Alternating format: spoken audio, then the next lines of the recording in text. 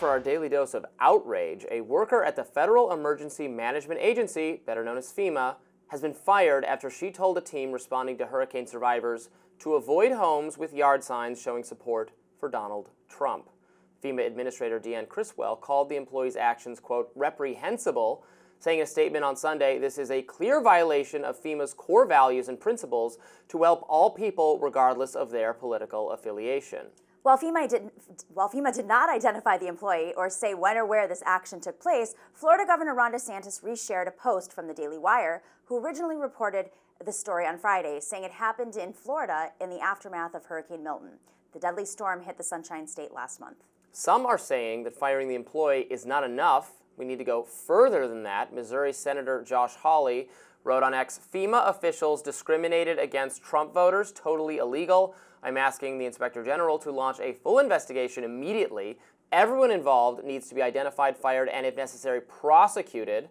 Florida Representative Anna Paulina Luna wrote as well, it is unacceptable for FEMA to withhold life-saving assistance based solely on one's political beliefs. Hurricane severely impacted Pinellas County and lives were tragically lost. This situation is far from over. We will get to the bottom of it and demand full accountability. And of course, Congressman Byron Donalds also chimed in, writing, anyone involved should be fired immediately. We are one nation. We are one people. We have one shared destiny. Your politics should never determine whether you receive disaster relief. I think that is totally uncontroversial, and I'm glad that the FEMA director condemned this and took action to fire this employee. Of course, Republicans are not fully satisfied with just that, want to know if this is systemic, if other employees were doing the same thing, and if criminal charges are merited. I don't know if any of those things are the case, but I think an investigation to determine if there is additional culpability or other activities like this going on seems merited. Investigations cost money, Robby. Oh, now we're going to be penny pinching? They cost money, and you don't like to spend money. I love this. When it's like something liberals don't like, they're like, oh, do we have the money to do this? No, I was saying to you that you don't like to spend money right. on things, and an investigation over one, I mean, they obviously have a systemic situation. I mean, there's systems in place to make sure that something like this, if it happens, they're held accountable. Now, what I would like to know is why Donald Trump withheld FEMA money from Puerto Rico for so long. What I would like to know is why he was explicitly, spreading disinformation about FEMA in this election. Was it disinformation? I mean, yes. disinformation? I mean, again, people were saying, no. FEMA would never, by people, I mean the mainstream media, the fact checkers, no, FEMA would never, ever, ever have the relief money be political or partisan or weaponized against people who are critical of FEMA or Donald Trump or Republicans or something. And now we have an example of exactly that happening. I mean, I know that's not the same thing as the whole agency being complicit or systemic, but it's a warning, I must say, to liberals, to Democrats, to fact checkers, to all those, to the media, to not make sweeping claims, say, oh, you can't criticize FEMA. That would be crazy. FEMA came under massive criticism from liberals, from Democrats, from the media when it was the George Bush administration. I remember that, don't you? I'm sure you do as well. It was the heck of a job brownie comment. That got George Bush in so much trouble. Again, liberals and the media used to be more scrutinizing and more critical of power and of establishments and of systems. And now it's like you got to defend the system, even when it obviously will make mistakes sometimes. I think you look very foolish. I don't think that's what they were doing. Nobody was saying, how dare you criticize FEMA. It's crazy. No, they weren't saying, how dare you criticize FEMA. They were saying how Donald Trump did it and how he spread disinformation. He was saying that they weren't showing up on the ground. Well, yes, they were showing up on the ground, but as we discussed on the show, FEMA has been underfunded and everybody's been stretched thin. People are quitting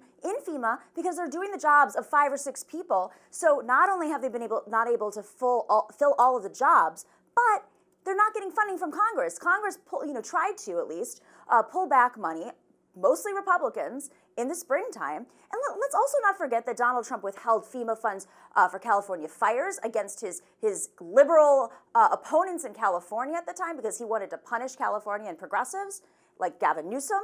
I mean, he uses FEMA billions as a weapon, have been made available to FEMA to help with Hurricane relief, and that's good. That's happening. And it was used. But I'm saying under Trump, he was the one who used FEMA as a political weapon. He wouldn't release the funds in time for Puerto Rico. Did he tell them to skip over people who have Kamala or Biden signs in front of their front yard? Don't give them aid? No, he just picked a whole state that wasn't a red state. I mean, we know how vindictive Donald Trump is. So the fact that one person in one situation who is, there are mistakes made in big agencies, of course, and we condemn that. But and that it speaks to a central criticism of what Donald Trump and Republicans call the deep state, is of all the bureaucrats, all the administrators of all these vast federal programs, we know their political leanings skew about 99%, not even just like center-left, but progressive. The most progressive people in the country by trade and affiliation, if they're not university professors or administrators, they're in the federal government administering programs like FEMA or for the rest of the departments. Those people skewed progressive Democrat. And then how are they? Well, I mean, we know what parties they are more likely to give to. We know based on survey results. Do you deny that people who work for the federal government are disproportionately Democratic, except in a few key agencies? Yeah, I think if you're going to look at public service workers like teachers or yes, they lean way more Democratic, but not fully. I mean, you've been to Long Island before. There are plenty of conservative. There's more teachers per capita in Long Island, and Long Island is not very blue. So, I mean, public school teachers are overwhelmingly Democrat. Yes, that's why I'm giving an example. I agree. People who work in the education department are even more overwhelmingly Democrat. I agree on that, but there are definitely true all the way down. There are a couple workers agencies. Defense probably skews more evenly. It still doesn't skew massive. There's no agency or department you can find.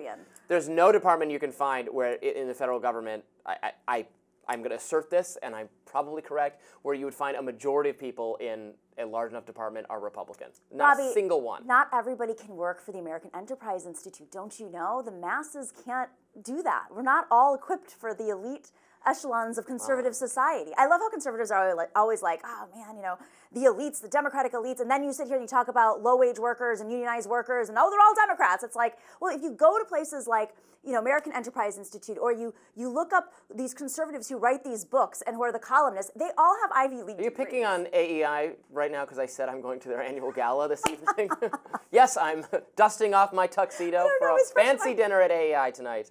Among the elites. Where Mitch McConnell is the honored speaker. So I make no mistake. I don't pretend to not hobnob. We are the elites. We are not pretending that we're not the elite. We work for a major media corporation, but I think it is important to keep track of what non-elite people think and their sources of information and their very frequently justified grievances against an elite class that has abandoned them or not paid attention to what's gone wrong for them. And talk to people on the ground who survived these hurricanes and see how they feel about the job FEMA did. And I think it's very dismissive of the real problems. I'm not saying you're doing this specifically, but when media figures come back to them and say, oh, but no, FEMA's doing a great job. Look at all these facts and figures we have to say everything's great. And I guess you fell for disinformation. You're so gullible. You're so stupid.